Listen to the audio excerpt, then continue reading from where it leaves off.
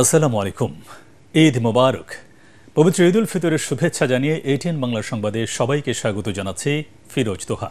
শুরুতেই BRB cables সংবাদ শিরোনাম। ক্ষমতা চিরস্থায়ী করতে ভারতের সহযোগিতায় শেখ হাসিনা হাজারো মানুষকে গুম খুন করে দিল্লিতে বসে এখন ষড়যন্ত্র করছে বললেন তথ্য উপদেষ্টা। সংস্কারের প্রস্তাবিত সুপারিশগুলো পর্যালোচনা করছে বিএনপি। প্রধান উপদেষ্টার চীন সফর দেশের জন্য আশাব্যঞ্জক মন্তব্য মির্জা ফখরুলের।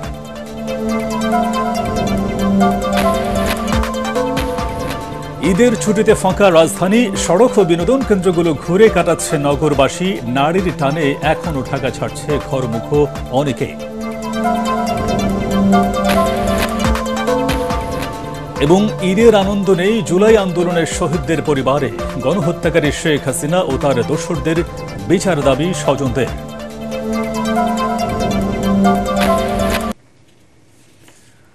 শুনছিলেন বিআরবি কেবলস সংবাদ শিরোনাম। এবার বিস্তারিত। ক্ষমতা চিরস্থায়ী করতেই ভারতের সহযোগিতায় শেখ হাসিনা হাজার হাজার মানুষকে গুম ও বিচার বহির্ভূত হত্যা করেছে বলে মন্তব্য করেছেন তথ্য উপদেষ্টা মাহফুজ আলম। গুম খুন হওয়া ব্যক্তিদের স্বজনদের সাথে শুভেচ্ছা বিনিময়ের সময় তিনি বলেন, হাসিনা ভারতে বসে এখনও ষড়যন্ত্র করছে। গণঅভ্যুত্থানে ক্ষমতাচ্যুত আওয়ামী লীগের কয়েক লাখ নেতাকর্মীকে আশ্রয় দেয়ায় ভারতের তীব্র সমালোচনা করেন এই উপদেষ্টা। রিপোর্ট মাহবুব কবির চপলের। ঈদে সবাই যখন পরিবারের সাথে আনন্দে মাতোয়ারা, তখনও আপনজনের অপেক্ষায় স্বজনহারা ব্যক্তিরা। এক যুগ ধরে অপেক্ষার প্রহর শেষ হচ্ছে না গুমের শিকার পরিবারগুলোর। বাবার আদর পায়নি অনেক শিশু, বড় হচ্ছে ছবির স্পর্শ নিয়ে। আমাদের আর এগুলো ভাল লাগে না। তাদের সাথে ঈদ শুভেচ্ছা বিনিময়ে গিয়ে তথ্য উপদেষ্টা জানান, প্রায় 2000 মানুষকে গুম করা হলেও ফিরে এসেছে 20 জনের মতো। সাবেক প্রধানমন্ত্রী শেখ হাসিনা ক্ষমতায় টিকে থাকতেই ভারতের সহযোগিতায় এসব অপকর্ম করেছে বলেও মন্তব্য করেন মাহফুজ আলম। অধিকাংশ ফ্যামিলি আসলে কাউকে খুঁজে পায়নি। তো এটা আসলে আমরা যেটা দেখেছি যে গুম কমিশন বলেছে যে অনেকে গুম করে ভারতে পাঠিয়ে দেওয়া হয়েছে। আমরা বলতেছি না যে বাংলাদেশে জঙ্গিবাদ বা মিলিটেন্সি চরমপন্থার কোনো বাস্তবতা নেই, বাস্তবতা আছে হয়তো। সেটাকে মোকাবেলার পথ স্পেসিফিক লোকদেরকেই। কিন্তু হাসিনা এটাকে পুরো বাংলাদেশের জনগণের উপর চাপিয়ে দিয়েছিল। শেখ হাসিনা তার বাবার হত্যার প্রতিশোধ নেওয়ার নামে বাংলাদেশের জনগণের উপরে ভারতের সহযোগিতায় এই অত্যাচার নিপীড়ন চাপিয়ে দিয়েছিলেন উনি। ভারত আনফর্চুনেটলি হাসিনা এবং তার যে সন্ত্রাসী বাহিনী ওদেরকে আশ্রয় দিচ্ছে। আমরা শুনতে পেয়েছি কয়েক লাখের কাছাকাছি আওয়ামী লীগের সন্ত্রাসীরা ভারতে আশ্রয় নিয়েছে। উপদেষ্টা বলেন, আওয়ামী লীগকে এদেশে আর রাজনীতি করবার সুযোগ দেয়া হবে না।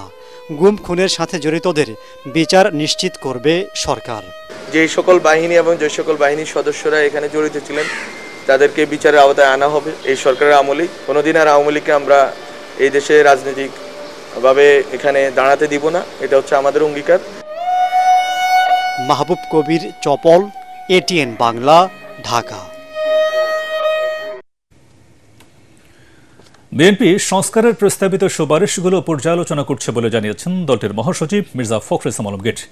ঠাকুরগাঁওয়ে নিজ বাসায় ঈদ পরবর্তী শুভেচ্ছা বিনিময়কালে তিনি বলেন, সংস্কার আর নির্বাচন আলাদা জিনিস নয়। সংস্কার চলবে সংস্কারের মতো, একইভাবে নির্বাচন চলবে নির্বাচনের মতো।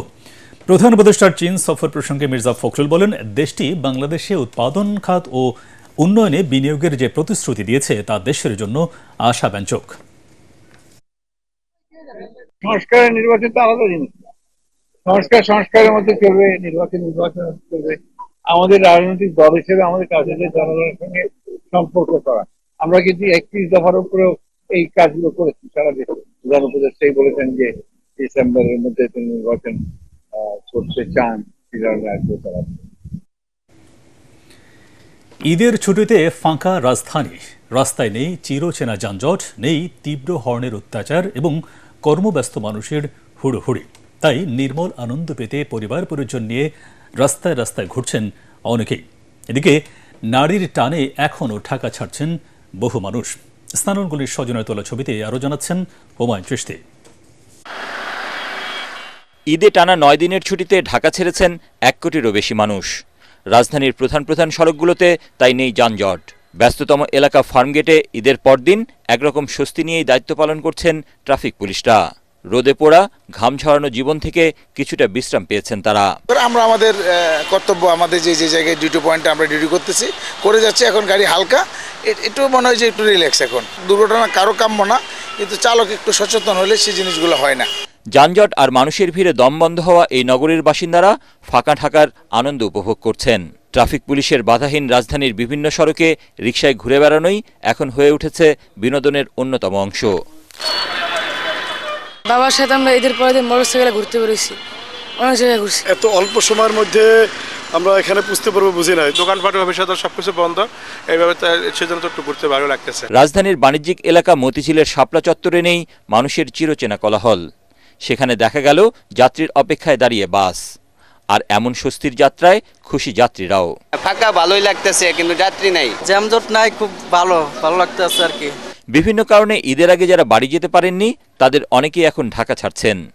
কমলাপুর রেল স্টেশন ও বাস কাউন্টারগুলোতে দেখা মেলে ঘরমুখো মানুষদের।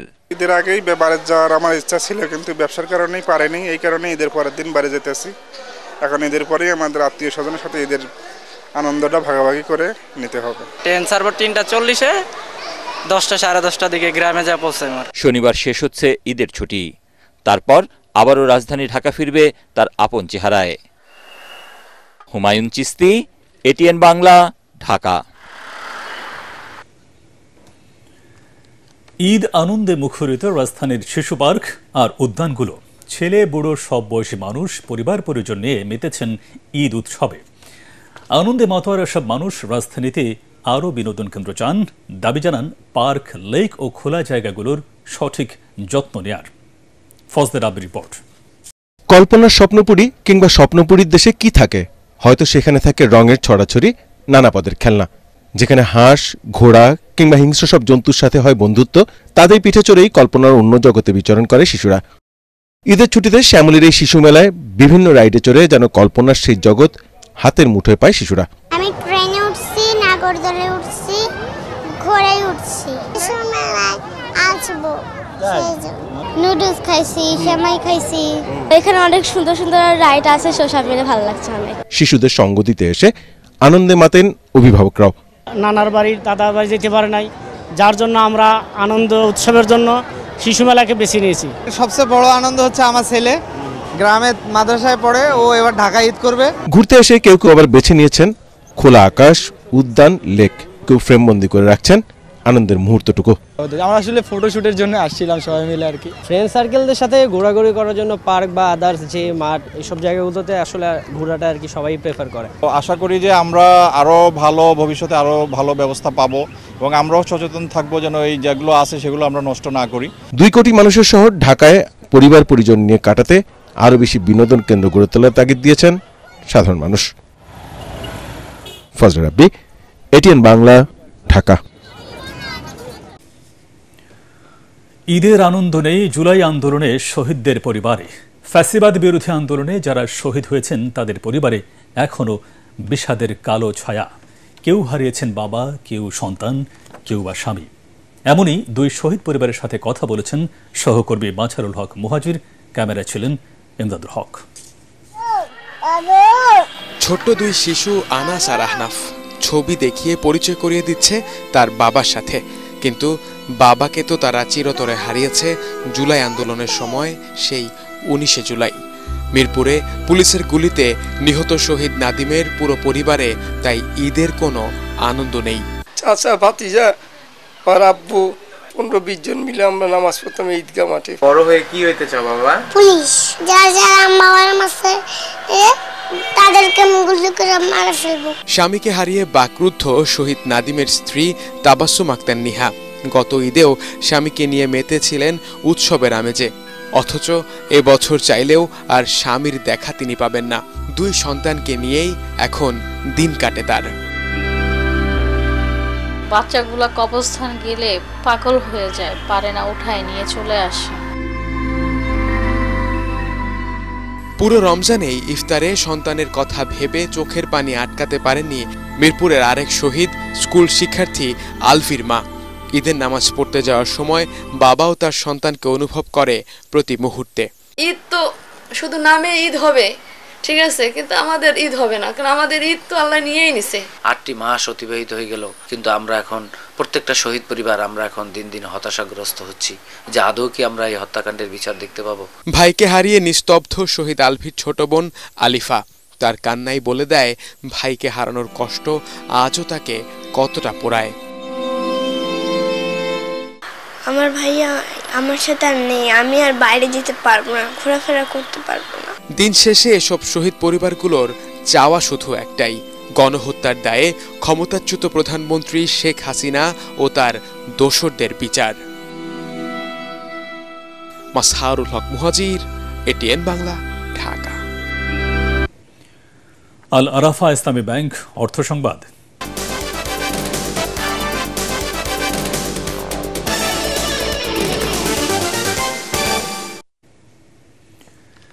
ঈদের ছুটিতে পর্যটকদের পদচারণায় মুখর দেশের বিভিন্ন স্থানের বিনোদন কেন্দ্রগুলো। পাহাড়ি জেলা খাগড়াছড়ি ও বান্দরবানের পর্যটন কেন্দ্রগুলোতে ঈদের প্রথম দুদিনেই ভিড় ছিল চোখে পড়ার মতো। দেশের বিভিন্ন জেলার স্থানের বিনোদন কেন্দ্রগুলোতেও ঈদ আনন্দে মেতে উঠেছে শিশুসহ সব বয়সী মানুষ। প্রতিনিধিদের পাঠানো তথ্য ছবিতে আরও জানাচ্ছেন রচনা দাস। ঈদের ছুটিতে পর্যটকদের ঢল নেমেছে পার্বত্য জেলা খাগড়াছড়ি ও বান্দরবনে। লম্বা ছুটি থাকায় ঈদের পরদিন থেকেই পর্যটকরা ছুটছেন বিনোদন কেন্দ্রগুলোতে। উপভোগ করছেন নির্মল প্রকৃতি, নদী, ঝর্ণা আর সবুজ পাহাড়। এখানে আমাদের খুবই ভালো লাগছে, অনেক সুন্দর। আমি আগেও আসছি, জায়গাটা সুন্দর লাগছে, ভালো লাগছে, অনেক আনন্দ হচ্ছে। সবাই এখানে আসে, ঘুরতেছে, বাতাস, মানে অনেক মনোরম একটা পরিবেশ। এদিকে ঈদের দিন থেকেই পর্যটকরা ভিড় জমাচ্ছেন বান্দরবনে। ভ্রমণ পিপাসুদের আনাগোনায় জমজমাট পর্যটন স্পটগুলো। ঈদের আনন্দ উপভোগ করবার জন্য আসলাম সবাই। আমার অনেক ভালো লাগছে ফ্যামিলির সাথে এসে। ঢোকার পর আমরা এখানে পর্যটনে কিছু ছবি দিলাম, অনেক ভালো লাগছে। আশা করছি কয়েকদিনের মধ্যে দেশের বিভিন্ন প্রান্ত থেকে পর্যটকরা আগমন করবেন। ইতিমধ্যে সাজেকার খাগড়াছড়ির হোটেল আর কটেজের অধিকাংশ রুমই বুকিং হয়ে গেছে। আগামী ছুটির দিনগুলোতে পর্যটকের সংখ্যা আরো বাড়ার আশা করছেন পর্যটক সংশ্লিষ্টরা। পিছিয়ে পড়া যে পর্যটন খাতটা, যেটা অর্থনীতির বড় বিপর্যয় হয়েছিল, সেটা থেকে আমরা ঘুরে দাঁড়াতে পারবো। আশা করছি আরো বাড়বে পর্যটক সংখ্যা, এবং সেই অনুযায়ী আমাদের প্রস্তুতি রয়েছে। আমরা পেট্রোল টিম সবসময় রাখছি। আমরা ইতিমধ্যে পর্যটন কেন্দ্রগুলোকে বিভিন্ন সতর্কতামূলক ব্যবস্থা নিতে বলেছি। এদিকে শেরপুরের শিশু পার্ক, ঈদগাহ মাঠ ও শহীদ দারোগালী পার্ক ও অন্যান্য বিনোদন কেন্দ্রগুলোতে ছিল দর্শনার্থীদের উপচে পড়া ভিড়। জামালপুরের মাদারগঞ্জের বালিঝুড়ির FM উচ্চ বিদ্যালয় মাঠে শুরু হয়েছে শত বছরের ঐতিহ্যবাহী ইসলামিয়া ঈদ মেলা। 7 দিন ব্যাপী এই মেলাকে কেন্দ্র করে মাদারগঞ্জ সহ আশেপাশের কয়েক উপজেলায় বইছে উৎসবের আমেজ। Bureau report, ATN Bangla. এবার আন্তর্জাতিক সংবাদ।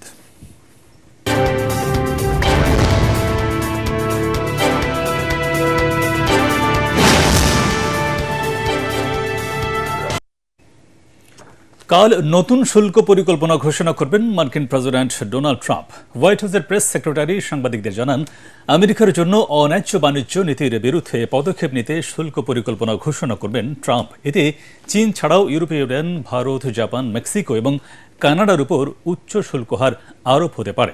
এর মধ্যে দিনটিকে লিবারেশন ডে অর্থাৎ আমেরিকার মুক্তির দিন হিসেবে উল্লেখ করেছেন প্রেসিডেন্ট ট্রাম্প। দেশের মানুষ ফ্যাসিস্ট শেখ হাসিনাকে বিদায় করে ভোট দেওয়ার জন্য অধীর আগ্রহে অপেক্ষা করছে বলে মন্তব্য করেছেন সাবেক উপমন্ত্রী ও বিএনপি নেতা রুহুল কুদ্দুস তালুকদার দুলু। সন্ধ্যায় নাটোরে ঈদ পরবর্তী সাংস্কৃতিক অনুষ্ঠানে তিনি বলেন, কোনো ষড়যন্ত্রই নির্বাচনকে বাধাগ্রস্ত করতে পারবে না। এ নিয়ে চক্রান্ত হলে তা রুখে দিতে সকলের প্রতি আহ্বান জানান বিএনপির কেন্দ্রীয় এই নেতা। এবারে পার্টেক্স খেলার খবর।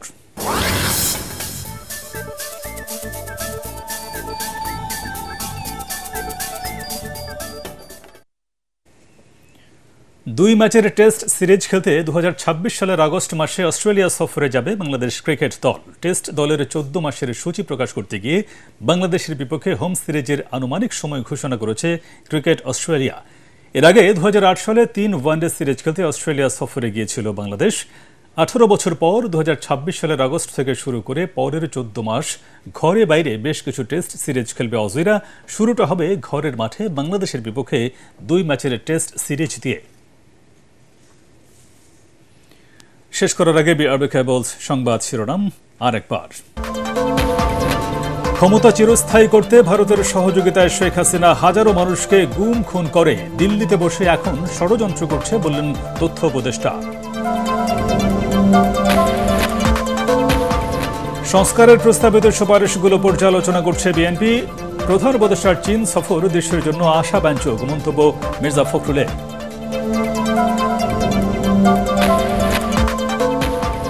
ঈদের ছুটিতে ফাঁকা রাজধানী, সড়ক ও বিনোদন কেন্দ্রগুলো ঘুরে কাটাচ্ছে নগরবাসী। নারীর টানে এখনও ঢাকা ছাড়ছে ঘরমুখ অনেকে।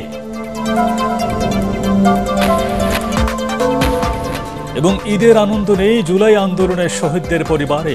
গণহত্যাকারী শেখ হাসিনা ও তার দোসরদের বিচার দাবি স্বজনদের।